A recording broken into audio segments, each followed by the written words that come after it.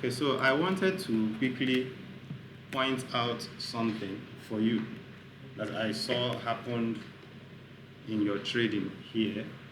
I'm seeing that you had 5 trades on the 10th. That was the 10th should be, is it like Thursday last week? Or am I right? Or is it Friday instead? I think it was Friday. Yes, Sunday was 13th, so today being Tuesday is 15th. So the trades you took on the Friday, yes, I've just confirmed it by, oh no, it's Thursday. Just confirmed by looking at the calendar that it is actually on Thursday. You took the trade on the 10th. 11th was Friday. Okay. So you took this trade, you took this trade, you took this trade, took this trade, took this trade. 5 trades, right? I want to quickly point out something to you so that you will see why it is important to stick to your rules. Part of forex trading is discipline. The ability to discipline yourself to stick to your rules. You have a set of rules that you follow. You write down your rules. Write them down. This is what I'm going to do. This is what I must never do. And the things you do under certain conditions. One of the things through my training with you that I have taught you to do is to ensure you do not take more than 4 trades a day. Are you getting it? There is a reason to it. Every single position you enter is a risk to your account balance. Okay, and then here we're going to be combining 2 corrections in one. The first correction of, hey, you took 5 trades, 1, 2, 3, 4, 5 trades. That's the first correction we're going to be doing. The second correction now has to do with the time you took the trade. Okay, this was the first trade you took on the dollar yen, and it hits a loss from what I'm seeing there. I believe it's this one here. $103. Yes. Okay, so you have $103 lost in the first trade that was taken around, how to say, where is it there? Let's just say it's around, let's just use server time. I know it should be 10 a.m. here, but let's just use around 10:30. But let's just use server time here and just say 9. Let's just say 9, okay? But I know it's past that. Then you have this second trade you took around 2 p.m. You took that trade around 2 p.m. It hit a loss again of just $15. Now, this doesn't look like, to me, it doesn't look like a trade you took and then set stop loss on it. It looks more like a trade you probably took and very soon cancelled it very quickly. Am I right? You did a sell trade on the Kiwi card here. You did a sell and it lost you $15. And then an hour later, you took the same sell trade on the Kiwi card. And then this time, it won, from what I'm seeing here. So the first question I already have is, why did you cancel the first one and still re-entered it? You canceled the first one at 0489, and then you took the second trade, a sell at 0487, 2 pips below your first. This one would have given you extra 2 pips if you had left it alone, but the market went down and you did a second sell. So only you knows what was going on then. Only you knows. You took this sell and felt like cancelling it. Isn't that what happened? Yes. Sometimes I see some opportunity for a trade. Maybe sometimes it never reach exactly the time that I'm supposed to enter the trade. Then I enter so area. Okay. So as I enter so area, you later move and come, and that is I come against me. So I shall sometimes when he lost me, then I will just wait small again. And You re-enter. Go, yeah, you go to exactly the normal place that's supposed to be. Okay. Enter it again. I believe you have a good logic or a good reason for what you did. Yes. But me, looking at it, I wasn't there when you were taking the trading decisions. Yeah. The only thing I am seeing here is that you entered a sell and then cancelled it and lost $15 and re-entered the sell, but at 2 pips below where you did your initial sell. Meaning that if you had left your initial sell, you would have gained extra 2 pips in addition to whatever it is that you finally won. Yeah. But that is not a big deal. It's not a big deal anyway. So now we are going to consider these 2 trades. Even though they are 2 different trades, we are going to consider it as if it is 1 trade. It occurred within a 1 hour period. And then it's the same pair and it's the same position, sell. Okay? Yeah. We are doing a sell on them. So the next thing we are looking at again is the pound dollar. Now, this pound dollar, you took barely 20 minutes after you took the Kiwi card, and that one hit profit for you at $222, right? Okay. Now we have, lastly, the Kiwi card again. Now, you took the Kiwi card earlier. Yeah. You closed it, you took it a second time, it won, thereby recovering your earlier $15 loss. But then you took it a 3rd time. That is separate. Yes, the same Kiwi card. You are looking at something as if you don't know the trades you took. You took the same Kiwi card trade. Now, this time around, you took it at midnight. Only God knows why you would take a trade after New York has closed. You took this trade after New York session had closed. Yeah. And then you lost $136 from that trade. Is it 136 or 135 rather? 135. Yeah, $135. You lost $135. Earlier you gained $165. Now, you from that same trade, you gained 165 earlier. You lost 135 later. Shorting it down to, you now have like $30. And then remember earlier you lost 15. So that means overall all the trade you made on the Kiwi card that day, you only made $15. You took 3 trades on the Kiwi card. You only made $15 out of the 3 trades. And $15 is barely 2 pips. Just 2 pips. So why I'm saying this is because you need to be very, very vigilant. And no, I'm happy to see that, and I have to say it because it's worth commending. It's worth commending that earlier you took dollar yen, right? And you were careful not to take another dollar or yen. I don't know whether you did it purposely or was it purposely done or was it by accident?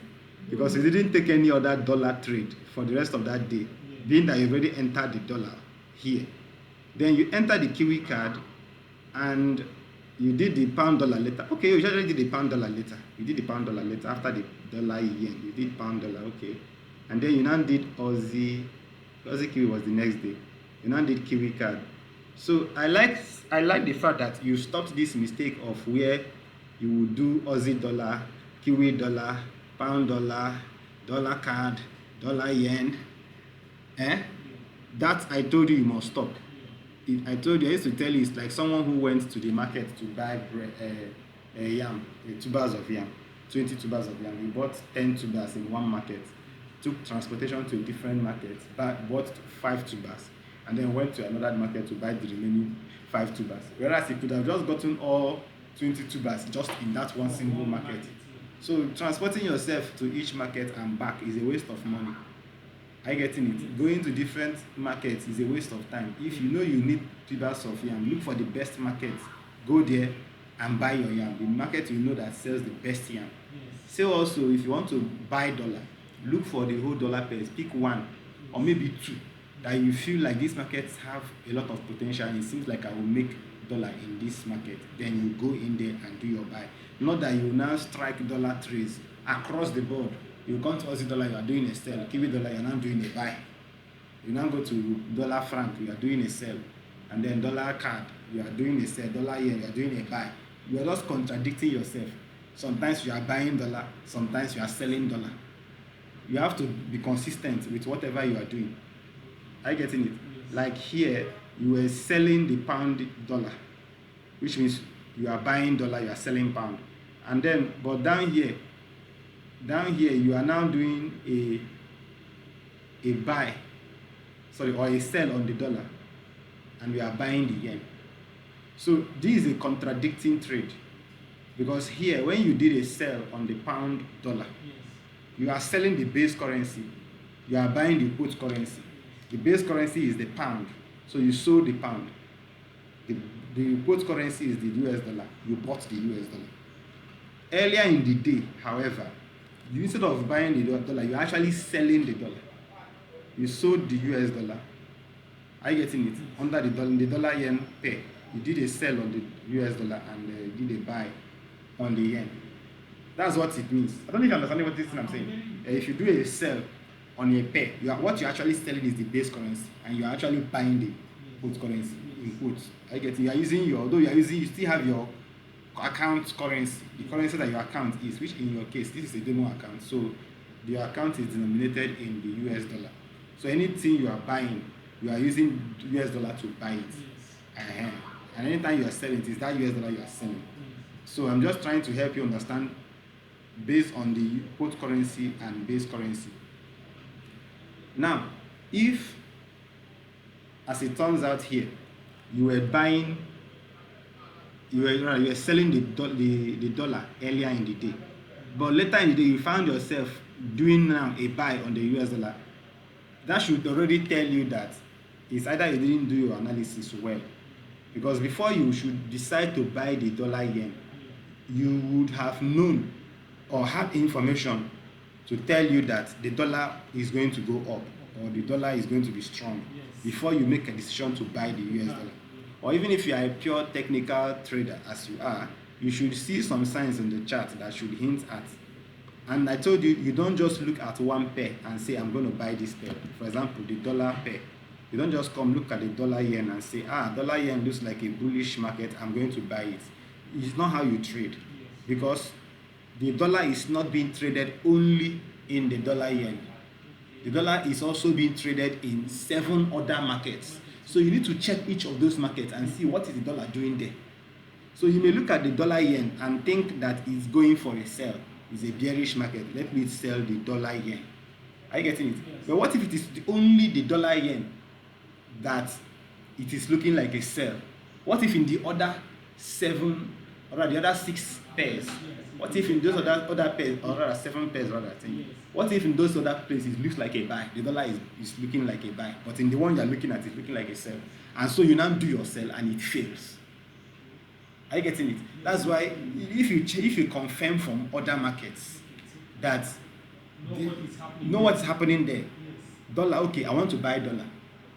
Why should I buy dollar? Scan all the markets that involve dollar in it. Look at the Aussie dollar. Is the Aussie dollar bullish? If the Aussie dollar is bullish, it means dollar is weak. We shouldn't be buying the dollar. Yes. You look at the Kiwi dollar. Is the Kiwi dollar bullish? The Kiwi dollar is bullish. That means Kiwi is strong. Dollar is weak. Yes. We should not be buying dollar. Are you getting it? Yes. You check the pound dollar. Is the pound dollar market bullish? It is bullish. Yes. That means pound is strong, dollar is weak. Yes. If dollar is weak, we shouldn't be buying dollar. Do you see the mentality? Yes. You check dollar Swiss franc. Is dollar Swiss franc bullish? No, it's bearish. Yes. Dollar Swiss franc is bearish. That means dollar is weak. We shouldn't be buying dollar. Then you now looked at the dollar yen, and the dollar yen is bearish. Are you getting it? And you now said, okay, I think based on this information, dollar is bearish everywhere. Yes. I can go ahead and do my sell on the Yes. dollar. Okay. Are you getting it? I'm getting you. So in this case where you did a sell on the dollar yen, what if you had checked Aussie dollar and found out there that the Aussie dollar is bearish? Meaning that the Aussie is weak and the dollar is strong. Are you getting it? Yes. If the dollar is strong on the Aussie dollar, the dollar is strong on the Kiwi dollar, the dollar is strong on the Euro dollar, the dollar is strong on the pound dollar, the dollar is strong on the dollar card, you will notice that your reasons for wanting to sell dollar will be very, very weak. Are you getting it? You wouldn't want to go ahead to sell the dollar on the dollar yen. You'll be very, very mindful and careful of that because you've checked like 5 markets.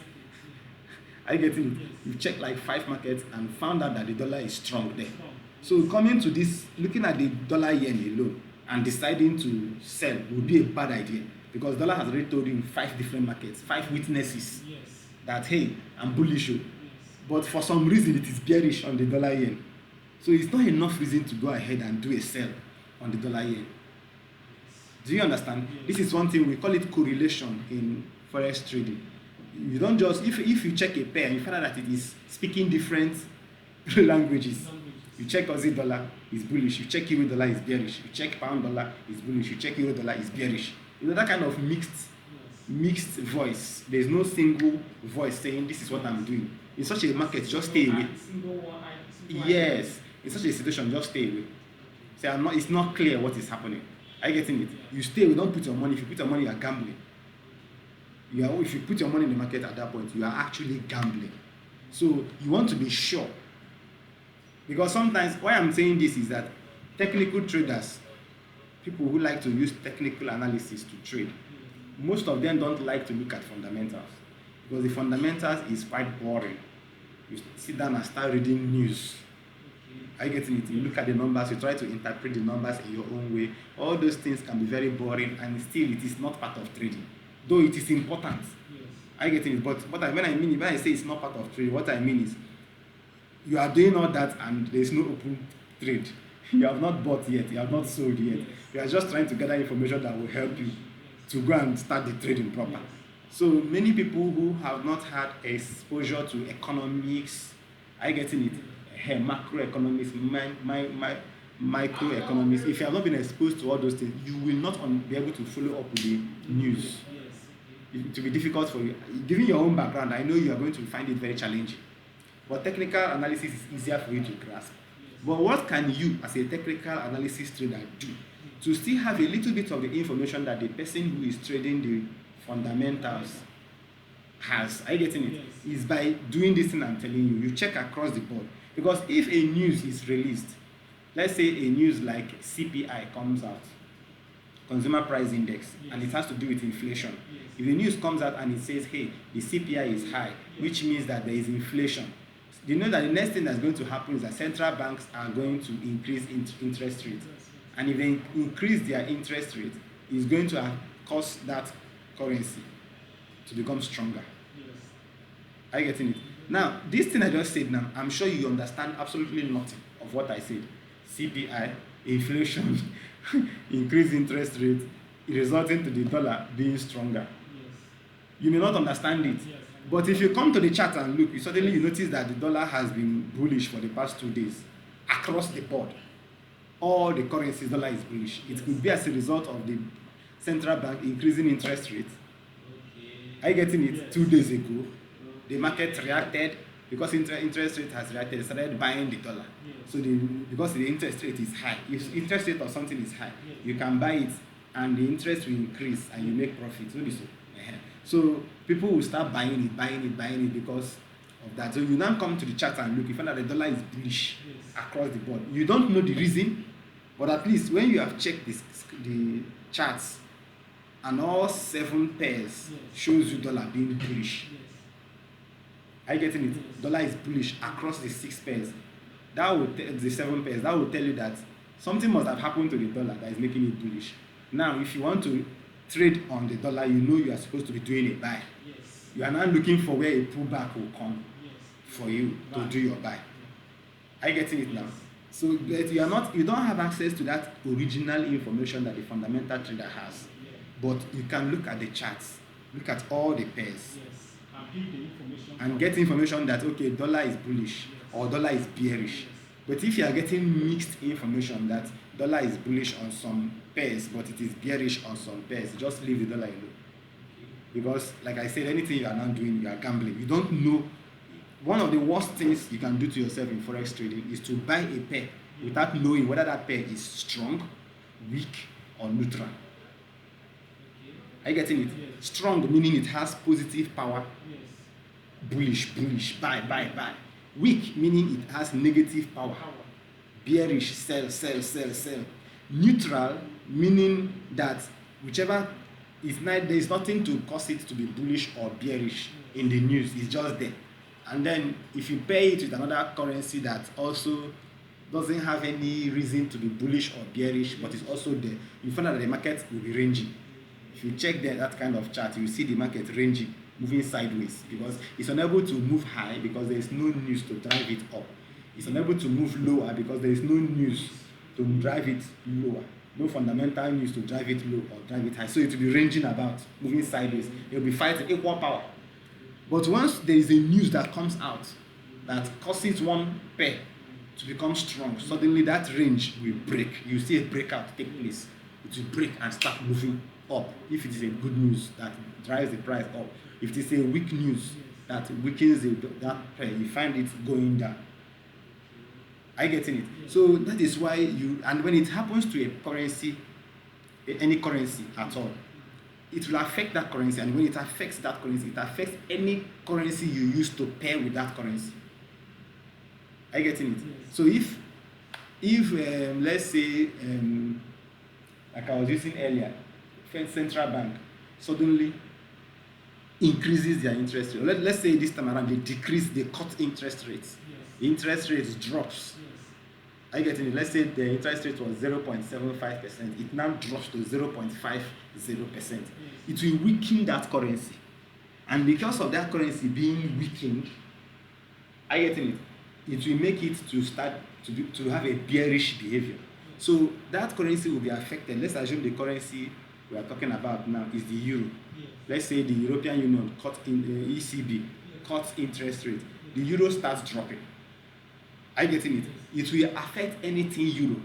Euro Aussie, Euro CAD, pound, Euro pound. Are you getting it? Yes. Euro Swiss franc, Euro yen, Euro dollar. Yes. Which one did I not mention? Are you getting it? It will affect everything. Euro Kiwi, everything. Everything. So if you open any euro chart, euro anything chart, even if it is euro naira, you will see the euro going down somehow. You will see it trending down. Yes. Unless if the naira is weaker than the euro, that's when euro will still be trending up. To show that there must be information that causes it to become down. Yes. So anytime you see any pair, any currency that is weak on all the currencies going down like that, or is strong on all the currencies going up like that, know that there is news behind it. And that currency is a good one to buy at that time. So what you need to do, wait for a pullback and you do your buy. Are you getting it? Wait for your pullback, whether it's a bullish. If it's bullish, wait for it to pull back and buy. If it's bearish, also wait for a pullback and sell. Are you getting it? So don't just look at one, like here you looked at the dollar and said, I'm gonna sell this dollar, man. And you sold the dollar. It was around in the morning time.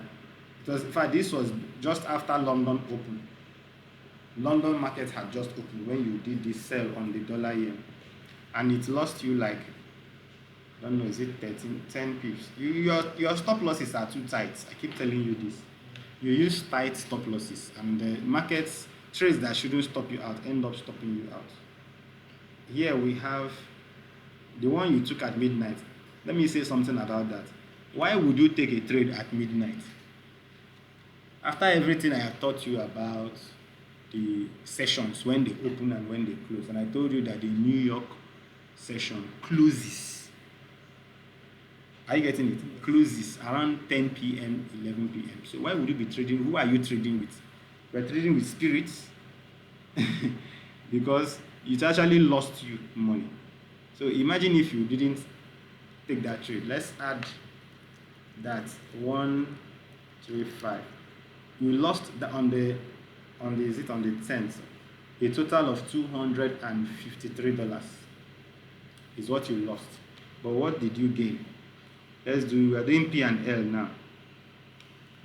I'm teaching you to do these things because this is how you can at least encourage yourself and see whether you are overall doing well or doing poorly. Okay, 253 overall loss. Then we have 222. Uh-oh. 222 plus, what was that?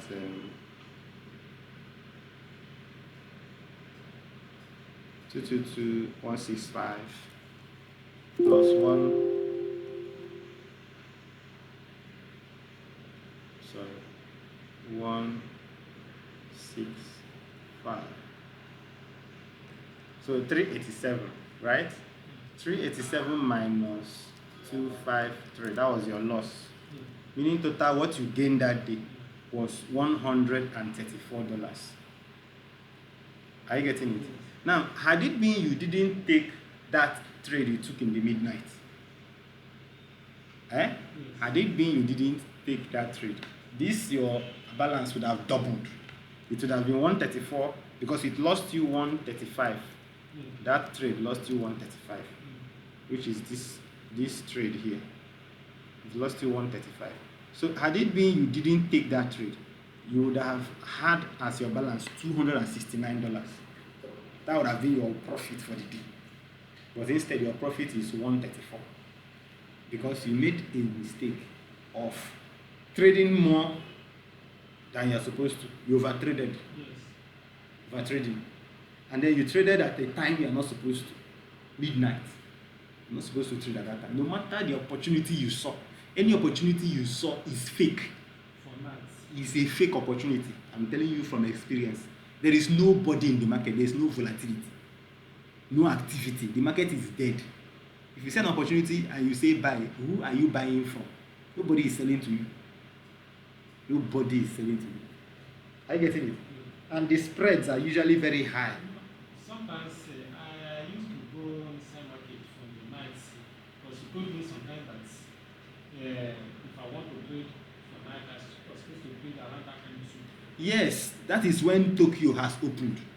By that time, Tokyo market has opened, Sydney market has opened. At least 2 major markets have opened. But if you are trading at midnight, the time you are trading, that's 23. None of them, the New York Open had just closed. It is only the Sydney market that is open. And the activity is not even much. They don't usually trade more until Tokyo opens. Then there will be more in population. There will be more activities, more banks, more. Are you getting it? Yes. There will be more volume to trade. So trading at midnight is completely unacceptable. If I told you that you can trade by 2 a.m., 3 a.m., is that the same thing as saying that you can trade at midnight? It's not the same thing now. Yes. If somebody fixes a meeting with you at 2 a.m. and you come by 12, will you say you came at the time of the meeting? No. You didn't. You may have come very early, but you would have spent your strength waiting for the meeting to open 3 hours later or 2 hours later. So you don't trade at that time. It's wrong. And I told you, once it is 6 p.m., 7 p.m., stop trading. Because at that moment, London market has closed. Are you getting it? Yes. London market too has also closed. So it's only remaining New York market. Yes. And the volume is not much at that time. The volatility is not much. So it will be better to just stay away from the market completely. Of course, except if it is when they have this, they are non-farm payroll, and that the news always comes out at 7 p.m. But even at that, I still say don't trade it. You are not going to miss anything if you didn't trade it, because the next day, the market wakes up and sees the news of the previous day, and they trade that news, and you can join them and trade it at that time. But if you try to trade that news at that night, you will just get a lot of whipsaws. Market will just be going up and coming down, going up and coming down. You'll be stopped out a lot. So stay away from trading in the middle of the night. As from 6 p.m. to 12 midnight, our time now. We're using our time. As from 6 p.m. to 12 in the midnight. Don't trade. You can sit in front of the chart, read the chart, analyze the chart. Don't trade. If you want to analyze up to 5 charts, that is the time to do that. If you want to analyze all the 28 major charts, major currency charts, that would be the best time for you to do that. But don't click buy and don't click sell. Just analyze the market. look for the best opportunities where you are sure the market knows what it is doing, and then you wait. Patience is a virtue in trading. You wait for the right time to do your buys and your sells. You don't buy immediately, you just see something. This is looking very good, very attractive. You just hit the button, buy. And it turns out to be a complete fake opportunity. Okay? So 2 things I have reiterated. One is over trading and trading late in the night. Those 2 things must stop. Every time you come here, my job is to make sure that I add a little bit of knowledge to you.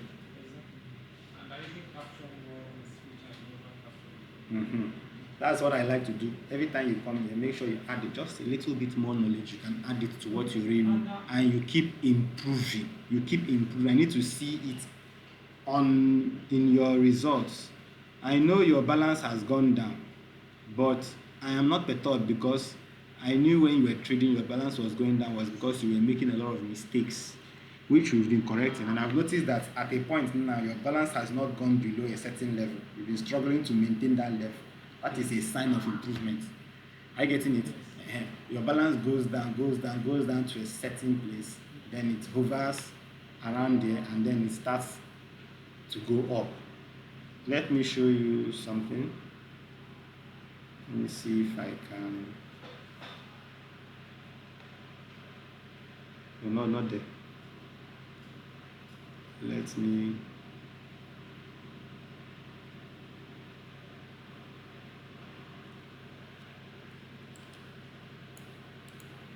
do entire history.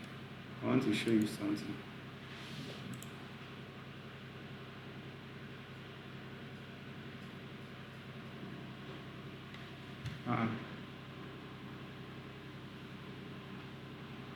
Reports, that's what I'm looking for.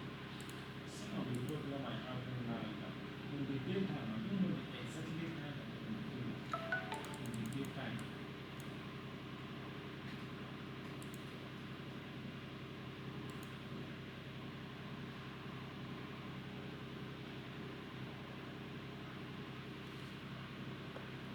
Okay.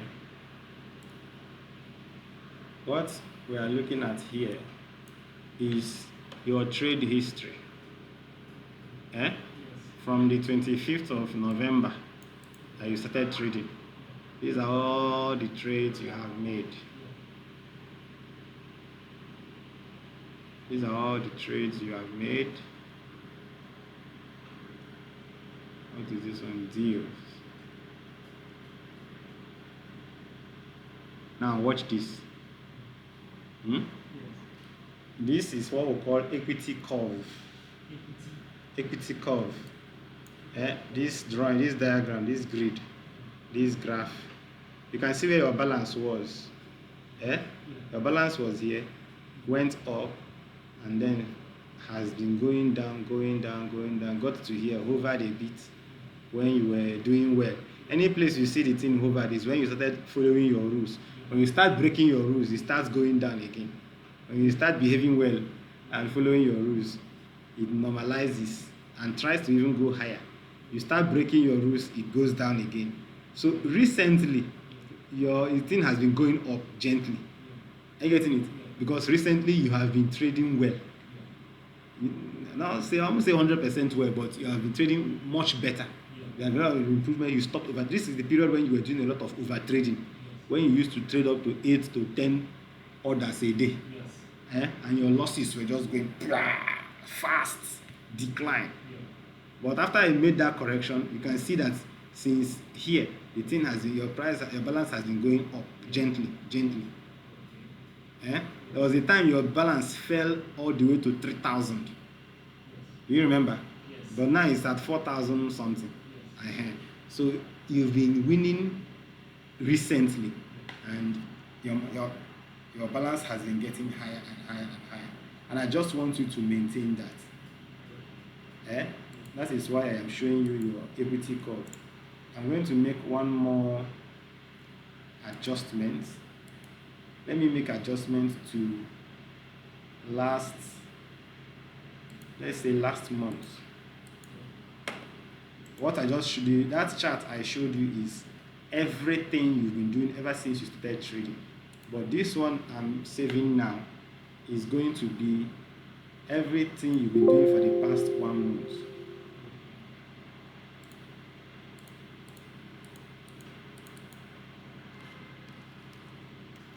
So for the past 1 month, you're going to see a little difference. Okay, this is for the past 1 month. I want you to see your improvement for the last 1 month. This is the last 1 month. Are you getting it? From here, it tried to go up, stayed around there, then began to drop. The whole of this area was when that period we were doing a lot of over trading until I corrected it, and you can see how you've been now trying to go higher and higher since then. Are you getting it? So since you stopped over trading, you need just one single thing you did. You can see how one single mistake you fix can have a big impact on your trading. Yes. Are you getting it? Just one simple mistake that you change, which is over trading. You stopped trading multiple trades, like 8 trades, 7 trades, 20 trades a day. You reduced it to just 2 or 3 trades, 4 at times, 5 maximum. So you can see how your account balance started going up gently. So do you now see that in forex it is not the more trades you take? Yes. It's the more gain. Are you getting it? It is not. Some people make the mistake of thinking that if they trade more, they will make more money. Actually, you see it's the opposite. You trade more, you lose more. You trade less, you make more. And you can see it here. From this place, you are trading a lot of trades. But when you reduce the number of trades, your balance started going up. So what does that tell you? Because every trade somebody makes is a risk. Every trade is a risk. One more this thing. Let's see the last 1 week.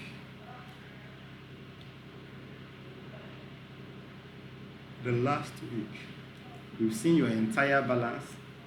You have only 2 trades within the last week. Okay? I'll just leave it at that. So you have a profit of $139 within the last 1 week. So I want to encourage you to keep it up. See that you are disciplining yourself. See that you have a set of rules you follow. You have a pattern that you follow, a strategy by which you analyze. You said earlier that you like to look at support and resistance. You check the RSI indicator and the moving average to understand the flow of the market. Remember last class I told you RSI indicator and moving average are useless if the market is not trending. I told you that. So if the market is ranging, that means you can ignore them. If you look at the market and see that this market is ranging, you can ignore whatever the RSI and the moving average is saying. It won't be useful to you. Are you getting it? At that point, what will be more useful to you is to be able to read the charts and understand support and resistance. Yes. Price action. What are buyers and sellers doing? That is what will be important. But when the market starts trending, you will still need price action and support and resistance. But in addition to that, you can still look at moving averages and RSI. RSI will help you know when the market is becoming overbought and oversold. So that you don't go and buy when the price has been stretched to a very high limit, or you sell when the market has crashed to a very low limit. Are you getting it? Then the moving average helps you to understand the flow of the average price of the market. If the price is below the moving average, you know there's a selling tendency. If the price is above the moving average, you know there's a buying tendency. Prices are rising. So have this strategy. Discipline yourself to follow it. Don't wake up one morning and say, today I'm going to ignore my strategy and do anything I like. Don't prepare yourself and say, I'm going to follow this strategy. Then you sit in front of the computer and you forget that you had a strategy, and you now let your emotion take over. You now see one big candle, one big emotional candle like this candle now. You say, ooh la la, I'm going to do a buy. It's true that if somebody had seen this candle now and had done a buy around this area, it's true they will still have made money.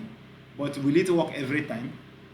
It doesn't work every time, because there are times when you will see a big candle like this, you do a buy, it does something like this, goes like this, there like this, and then boom, it drops like a stone. So you cannot rely on, I see an emotional candle, it's time to buy. Sometimes when you see that emotional candle, it's actually a sign that the buyers have given their last energy and the sellers are about to come in, like what I'm just talking about. Look at it happening right here before our eyes. You can see how the price seemed like it was ranging. then suddenly there was this big green candle. Yeah. Imagine if the person trading said, I'm going to buy. Are you getting it? You see this big green candle and decides to do a buy, and then what happens? An equally big red candle appears suddenly and takes the price lower. The person has been stopped out. Are you getting me? Look at this person. If you saw a big red green candle here and said, I'm going to buy this candle, and you bought it, you see it will be struggling to make higher highs. The next thing you know is it comes crashing down. The person who saw this emotional candle and said, I'm going to buy this candle, and the person is targeting his profits around here, and notice that the market did not even reach up to those areas, and it crashed down. So don't just trade based on candles alone. Don't trade based on support and resistance alone. Don't trade based on moving averages and RSIs alone. Combine everything and have a good understanding of what is happening and what you need to do. Exactly. Yeah. All right. So much. All right.